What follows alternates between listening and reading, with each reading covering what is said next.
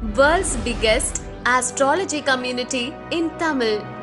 Online Astro TV, வாழ்வின் வெளிச்சம். Online astro டிவியை கண்டு மகிழுங்கள். ஆன்லைன் அஸ்ட்ரோ டிவி நேயர்கள் மற்றும் சஸ்டிக் சாஸ்திரா ஜோதிட ஆராய்ச்சி பயிற்சி மையத்தின் மாணவர்கள் அனைவருக்கும் வல்லரசு தினேஷ் ராஜாவுடைய அன்பான வணக்கங்கள். நம்ம பார்த்திங்கன்னா ஒவ்வொரு மாதமும் நம்மளுடைய பயிற்சி மையத்தின் சார்பாக 4வது ஞாயிற்றுக்கிழமை என்று மிக சிறப்பான தலைப்பில் வகுப்புகள் கொடுத்துட்ருக்கோம்.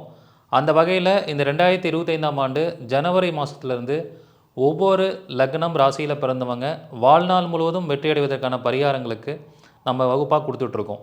அந்த வகையில் கடந்த 10 மாதங்களாக நம்ம எல்லா லக்னங்களும் முடிச்சிட்டோம்.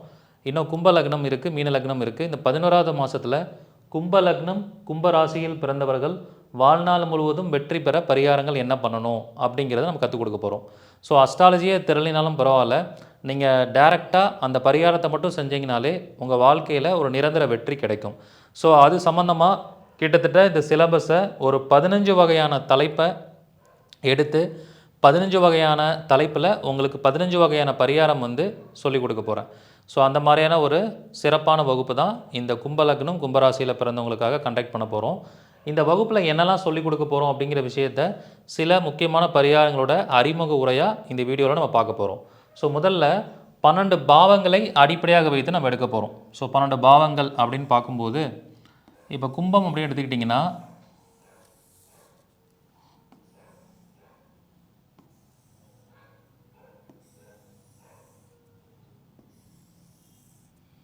இப்போ கும்ப லக்னம் கும்பராசியில் பிறந்தவங்களுக்கு இந்த பாவங்கள் எப்படி ஆதிபத்தியமாக செயல்படுது அப்படிங்கிறத ஃபஸ்ட்டு எடுக்கணும். அதன் மூலிமா ஒரு பரிகாரம் எடுக்கலாம். இப்போ கும்ப லக்னத்தில் ஒருத்தங்க பிறந்திருக்காங்க அப்படிங்கும்போது அவங்களுடைய முயற்சி ஸ்தானமும் 10ஆம் பாவமும் ஒரே கிரகமாக வரும். ஸோ 3 10 குடைவன் செவ்வாயாக வராங்க. ஸோ இதுக்கு என்ன பரிகாரம் பண்ணலாம் அப்படின்னா, 10ஆம் இடம் அப்படிங்கிறது தொழில் ஸ்தானம், 3ஆம் இடம் அப்படிங்கிறது முயற்சி ஸ்தானம். இப்போ இந்த 3-10 தொடர்பு அப்படின்னு பார்க்கும்போது 3-10 அப்படிங்கிறது ஆட்டோ டிரைவர்ஸை குறிக்கும். ஆட்டோவை பயன்படுத்தி தொழில் பண்ணுறவங்கன்னு அர்த்தம். ஏன்னா 3ஆம் பாவங்கிறது ஆட்டோ, 10ஆம் பாவங்கிறது தொழில். அப்போ ஆட்டோ தொழில் செய்பவர்கள், ஆட்டோ ஓட்டுபவர்கள்னு எடுத்துக்கலாம். செவ்வாய் அப்படின்னா செவ்வாழை பழம் அப்படின்னு சொல்லலாம்.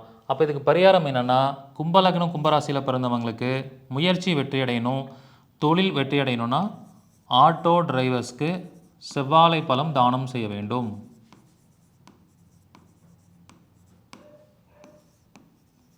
இதுதான் பரிகாரம். இந்த மாதிரி எல்லா பாவங்களுக்கும் நாம் பரிகாரம் எடுக்கலாம். எல்லா பாவங்களுக்கும் என்ன பண்ணலாம்? பரிகாரம் எடுக்கலாம். இந்த பரிகாரத்தை மாதத்தில் ஒரு செவ்வாய்க்கிழமையோ அல்லது வாரம் செவ்வாய்க்கிழமை அன்னைக்கு நீங்கள் இந்த பரிகாரத்தை செய்யலாம்.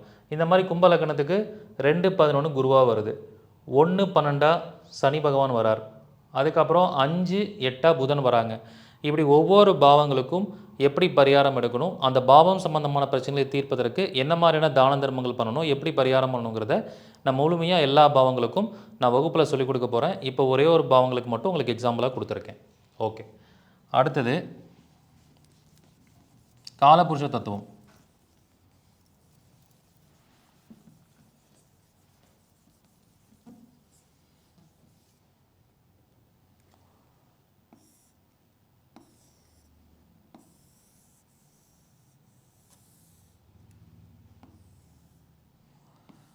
இப்போ கும்பலக்கணத்தில் பிறந்தவங்களுக்கு காலபுருஷ தத்துவப்படி எப்படி எடுக்கிறது அப்படின்னா, காலபுருஷ தத்துவங்கிறது எல்லாருக்குமே காமனாக மேஷம் அப்படிங்கிறதுல ஆரம்பிக்கும். மேஷம் அப்படிங்கிறது காலபுருஷ தத்துவம். பட் இந்த கும்பத்தில் பிறந்தவங்களுக்கு பார்த்திங்கன்னா, கும்பலக்கணத்துக்கு இப்போ 7ஆம் இடம் திருமணத்தை பற்றி சொல்லக்கூடிய வீடு, அது காலபுருஷத்துக்கு 5ஆம் வீடாக வரும். கும்பலக்கணத்துக்கு 10ஆம் இடம் தொழில், அது காலபுருஷத்துக்கு 8ஆம் வீடாக வரும். ஸோ இப்படி கும்பலக்கணத்துக்கு ஒரு பாவம் காலபுருஷ தத்துவத்துக்கு எத்தனாவது பாவமாக வருது அப்படிங்கிறத அடிப்படையாக வைத்து இதை எடுக்கணும். ஸோ இதை எப்படி நம்ம அப்ளை பண்ணணும் அப்படின்னு பார்த்தீங்கன்னா, இப்போ 10-8 தொடர்பு. இப்போ கும்பலக்கணத்தில் பிறந்தவங்களுக்கு தொழில் நல்லா இருக்கணும் அப்படிங்கும்போது 10-8 தொடர்பு வருது. அப்போ 10ஆம் இடம் அப்படிங்கிறது வெட்டியான்களை குறிக்கும், 8ஆம் இடங்கிறது சுடுகாடு. ஸோ அப்போ சுடுகாட்டில் இருக்கக்கூடிய வெட்டியான்களுக்கு ஏதாவது ஒரு உதவி செய்யணும். வெட்டியான்களுக்கு உதவி, இந்த வெட்டியான்களுக்கு உதவி செஞ்சுட்டே வந்தால் கும்பலக்கணக்காரங்களுக்கு தொழில் விருத்தியாகுங்கிறது பரிகாரம். ஏன்னா காலபுருஷத்துக்கு 8வது வீடு, கும்பலக்கணத்துக்கு இது 10வது வீடு. இப்படி நாம் இந்த பரிகாரங்களை எடுக்கணும். இந்த மாதிரி எல்லா பாவங்களுக்கும் காலபுருஷ தத்துவத்தோட கம்பைன் பண்ணி இந்த பரிகாரம் சொல்லிக் கொடுக்க போகிறேன். நீங்கள் இந்த வகுப்பில் அதை தெரிஞ்சுக்கலாம். அடுத்து நட்சத்திரம். ஸோ இந்த நட்சத்திர ரீதியாக பார்த்தீங்கன்னா கிட்டத்தட்ட நட்சத்திர ரீதியாக 5 வகையான பரிகாரங்கள் நம்ம படிக்க போகிறோம். நட்சத்திர ரீதியாக பார்க்கும்போது 5 வகையான பரிகாரம். ஸோ முதல்ல கும்ப லக்னத்துக்குள்ளே என்னென்ன நட்சத்திரங்கள் இருக்குது அப்படின்னு பார்க்கும்போது கும்பத்தில் அவிட்டம் இருக்குது, சதயம் இருக்குது, பூரட்டாதி இருக்குது. ஸோ பரிகாரமாக என்ன பண்ணணுன்னா இந்த 3 நட்சத்திரத்துடைய உணவுப் பொருளை தானமாக கொடுக்கணும். தக்காளி சாதம், கருப்பு திராட்சை, பூரட்டாதினா மாம்பழம். ஸோ இந்த 3 பொருளையும் கும்பம் அப்படிங்கிறது சனியோடைய லக்னங்கிறனால சனிக்கிழமை அன்னைக்கு தானம் செய்ய வேண்டும். இப்படி நட்சத்திரங்கள் ரீதியாகவும் நம்ம பரிகாரம் பண்ணலாம். நட்சத்திர ரீதியாக 5 வகையான விஷயங்கள் படிக்க போகிறோம். இதில் இது ஒரு டைப். அதுக்கப்புறம் 2வது டைப் என்னென்னா எக்ஸாம்பிளாக பார்க்கும்போது நம்ம டிஎன்ஏ அடிப்படையாக வச்சு பார்க்க போகிறோம். ஸோ இப்போ கும்ப லக்னத்துக்கு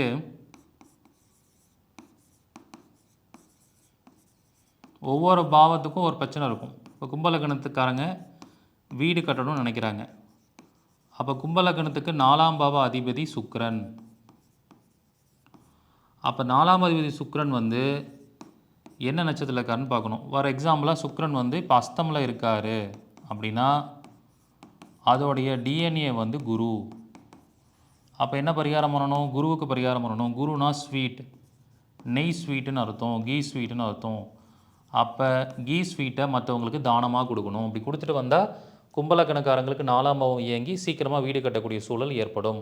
இப்படி ஒவ்வொரு பாவத்தின் அதிபதியும் என்ன நட்சத்திரத்தில் இருக்காங்க, அதனுடைய டிஎன்ஏ கிரகம் என்னன்னு பார்த்து அதுக்கான பரிகாரம் பண்ணுறோம். அப்போ நட்சத்திரத்தில் மொத்தம் 5 ஸ்டெப்ஸ் படிக்க போகிறோம். அதில் 2 ஸ்டெப்ஸ் இப்போ எக்ஸாம்பிளாக கொடுத்துருக்கேன். ரிமைனிங் ஸ்டெப்ஸ் வந்து கிளாஸில் உங்களுக்கு சொல்லிக் கொடுப்பேன். ஓகே, அடுத்தது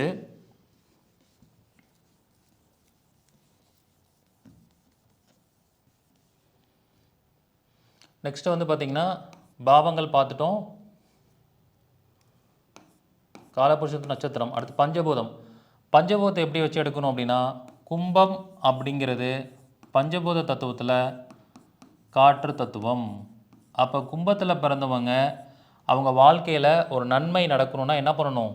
காற்று தத்துவ பரிகாரம் பண்ணணும். அப்போ மணி வாங்கி கோயிலில் கட்டணும். அதுக்கப்புறம் கோயிலுக்கு எப்போ போனாலும் அர்ச்சனை செய்ய வேண்டும், மந்திரம் ஜெபிக்க வேண்டும். இதெல்லாம் காற்று தத்துவத்துக்கான பரிகாரம். ஸோ இந்த மாதிரி கும்பலக்கணத்தில் பிறந்தவங்க காமனாக இந்த பரிகாரம் செய்யலாம். அதுக்கப்புறம் கும்பலக்கணத்துக்கு ஒவ்வொரு பாவமும் என்ன தத்துவத்தில் வருதுன்னு பார்க்கணும். இப்போ கும்பலக்கணத்தில் பிறந்தவங்களுக்கு லாபம் கிடைக்கணும் அப்படின்னா கும்பலக்கணத்துக்கு லாபஸ்தானம் என்னது? தனுஷ். அது என்ன தத்துவத்தில் வருது? நெருப்பு தத்துவத்தில் வருது. அப்போ என்ன பரிகாரம் பண்ணணும்? கும்பலக்கணத்தில் பிறந்தவங்களுக்கு லாபம் கிடைக்கணும்னா லாபம்ங்கிறது 11ஆம் பாவம், 11ஆம் பாவங்கிறது தனுஷாக வருது. அப்போ அது நெருப்பு தத்துவமாக வருது. அதுக்கு என்ன பரிகாரம் பண்ணணும் அப்படின்னா நெருப்புனா ஹோமம் செய்வது, விளக்கு போடுதல்,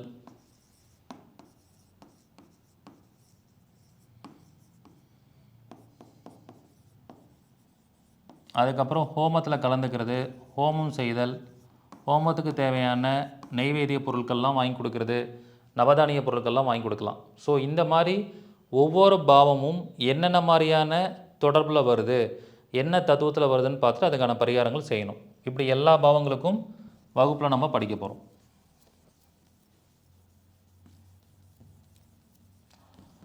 அடுத்தது ராசிகளுடைய தன்மை. ராசிகளுடைய தன்மை அப்படின்னு பார்த்தீங்கன்னா தர்மம், அறம், பொருள், காமம் அப்படின்னு நம்ம எடுக்கலாம் ராசிகளின் தன்மையை. பொதுவாக கும்பம் அப்படின்னு எடுத்துக்கும்போது கும்பம் வந்து காம ராசி. காமம்னா ஆசைன்னு அர்த்தம். மற்றவர்களோட விருப்பத்தை நிறைவேற்றினாலே கும்பலக்னம் கும்பராசியில் பிறந்தவங்களுக்கு அவங்களுடைய விருப்பங்கள், அவங்களுக்கு தீராத பிரச்சனைகள் எல்லாமே தீர்ந்துவிடும். மற்றவர்களுடைய பிரச்சனைகளை தீர்த்து வைங்க, மற்றவங்களோட ஆசையை நிறைவேற்றுங்க. ஸோ ஃபார் எக்ஸாம்பிள், இப்போ வந்து ஒருத்தங்களுக்கு சினிமாவுக்கு போகிறது ரொம்ப பிடிக்கும் அப்படின்னா, நீங்கள் அவங்களுக்கு சினிமா டிக்கெட் போட்டு ஸ்பான்சர் பண்ணி கொடுங்க, சினிமாவுக்கு போயிட்டு வாங்கன்னு சொல்லுங்கள். அப்போ என்னாகும், உங்களோட ஆசைகள் நிறைவேறும். ஒருத்தங்க ட்ரெஸ்ஸு ரொம்ப பிடிக்கும் அப்படின்னா, அவங்களுக்கு வஸ்திரம் வாங்கி கொடுங்க, பிடிச்ச மாதிரி அவங்களுக்கு புடவை வாங்கி கொடுங்க. ஸோ இந்த மாதிரி கும்பம் காமராசியாக வரனால மற்றவர்களுடைய விருப்பத்தை நீங்கள் நிறைவேற்றுவதனால உங்களுடைய விருப்பங்கள் நிறைவேறும். அப்போ கும்பலக்கணம் கும்பராசியில் பிறந்தவங்க மற்றவங்களுடைய விருப்பத்திற்கு இம்பார்ட்டன்ஸ் கொடுத்து உங்களால் முடிஞ்ச உதவியை செஞ்சு அவங்க விருப்பத்தை நிறைவேற்றுங்க.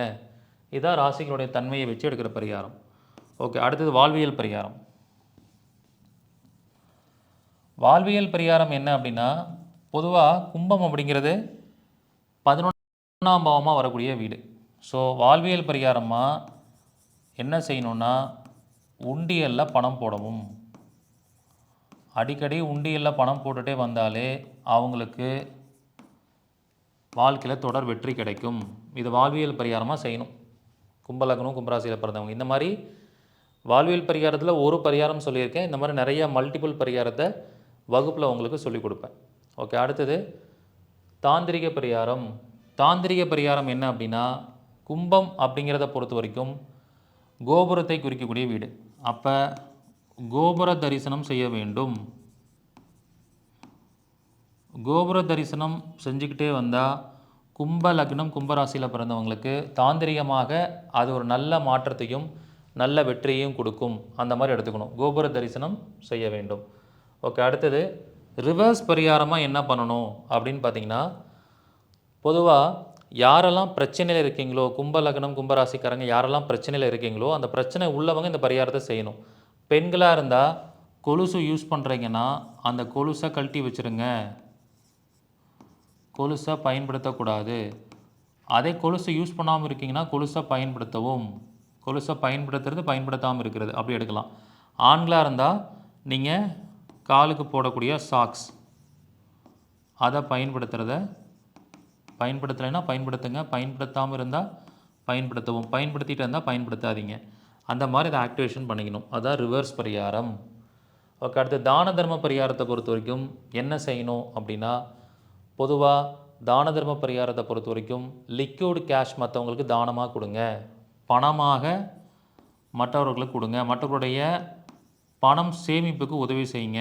இப்போ உங்கள் ஃப்ரெண்டு யாராவது இருந்தால் சேவிங்ஸ் அக்கௌண்ட்டு வாங்குங்க. சேவிங்ஸ் அக்கௌண்ட்டில் அவங்களுக்கு ஏதாவது ஒரு 100 ரூபாய் 500 ரூபாய் அடிக்கடி பணம் போட்டுக்கிட்டே இருந்தால் அதுவே ஒரு மிக சிறந்த தான தர்ம பரிகாரமாக வரும். ஏன்னா சேவிங்ஸ் அப்படிங்கிறதை குறிக்கக்கூடிய பாவம் கும்பம்.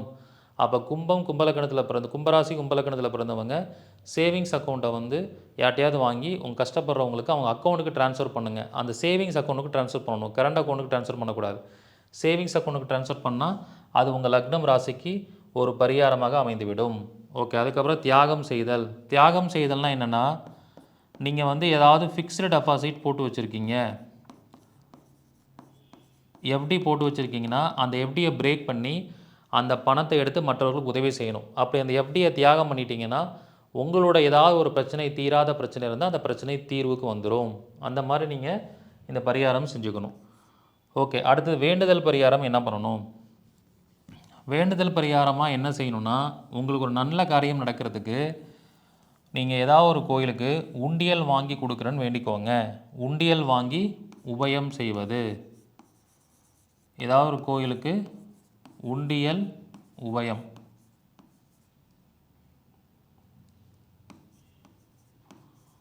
உங்கள் சார்பாக உண்டியல் உபயம் பண்ணுங்கள். அப்படி பண்ணுறது ஒரு சிறந்த பரிகாரமாக இருக்கும். அதை வந்து வேண்டுதல் நடந்ததுக்கப்புறம் பண்ணக்கூடாது. முதல்லையே ஒரு கோயிலுக்கு ஒரு உண்டியல் வாங்கி கொடுத்துட்டு எனக்கு இந்த விஷயம் நடக்கணும்னு சொல்லி ப்ரேயர் பண்ணிக்கோங்க. அந்த விஷயம் நடந்ததுக்கப்புறம் மறுபடியும் 2வது தடவை ஒரு உண்டியலை வாங்கி கொடுங்க. அந்த மாதிரி உண்டியல் உபயம் பண்ணுறது ஒரு சிறந்த பரிகாரமாக இருக்கும். ஓகே, அடுத்து கோயில் பரிகாரம். கோயில் பரிகாரத்தை பொறுத்த வரைக்கும் கும்பலக்கணத்தில் பிறந்தவங்களுக்கு எந்த கோயில் ரொம்ப சிறப்பாக இருக்கும் அப்படின்னு பார்த்தீங்கன்னா, ராமேஸ்வரம் போகிறது ரொம்ப சிறப்பு. ராமேஸ்வரம், அதுக்கப்புறம் திருச்செந்தூர்,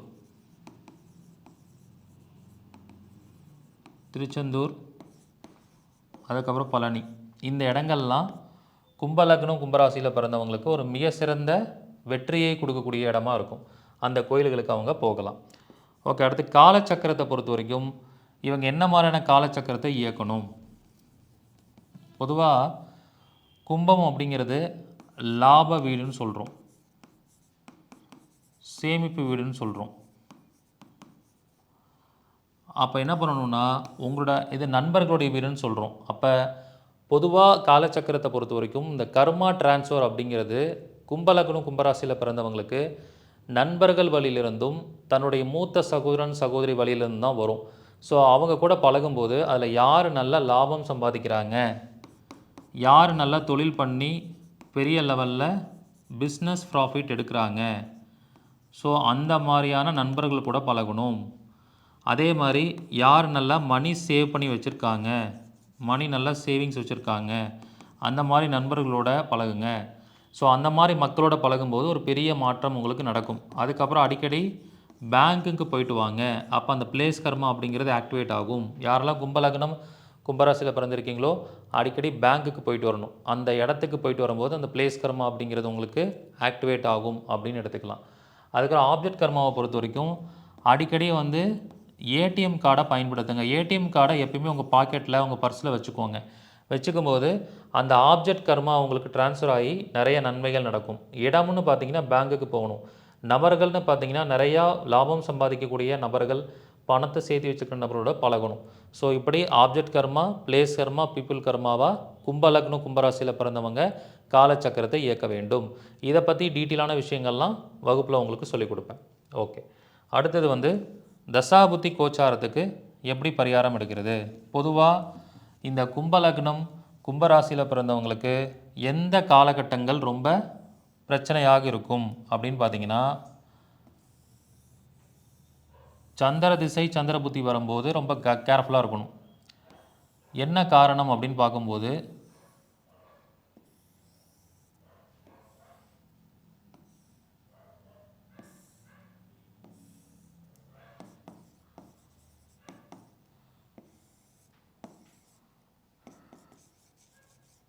சந்திரன் 6ஆம் வீடு, புதன் 8ஆம் வீடு, அதுக்கு சனி 12ஆம் வீடு. அப்போ சந்திர திசை சந்திர புத்தி, புதன் திசை புதன் புத்தி, சனி திசை சனி புத்தி, இந்த காலகட்டங்களில் ரொம்ப கேர்ஃபுல்லாக இருக்கணும். அதே மாதிரி இந்த இடத்துல கோச்சார கிரகம் போனாலும் கேர்ஃபுல்லாக இருக்கணும் 6, 8, 12.